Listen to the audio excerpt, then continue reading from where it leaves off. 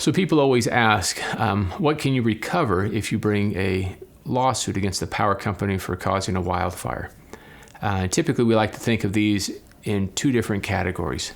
First, you can recover for your what we call economic losses, or these are types of losses that have an economic value to them intrinsically. For example, any damage to your property, whether it's you lose your home or your other structures like barns or outbuildings or sheds, or even your fences have been destroyed.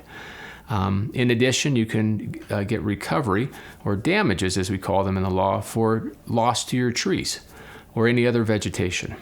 If you had a commercial building, for example, destroyed, you would get the loss of rents or the loss of business income related to the business that was destroyed. Really, anything that has an economic value can be claimed against the power company if they're the ones who caused the fire or the destruction to your property. The second category of damages that we look at is more of a emotional type of damages, or what we call non-economic losses. Emotional types of damages come in a variety of forms, specifically when you've been evacuated, that displacement. If you come back to your property and you don't have a home anymore, that displacement continues. And so the emotional harm is even worse because it carries on for so much longer.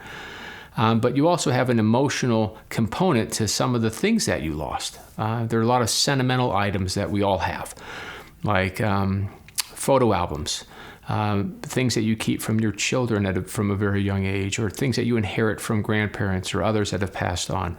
That emotional component to the loss of those personal items is recoverable in a lawsuit against a power company if they're the ones that caused the loss.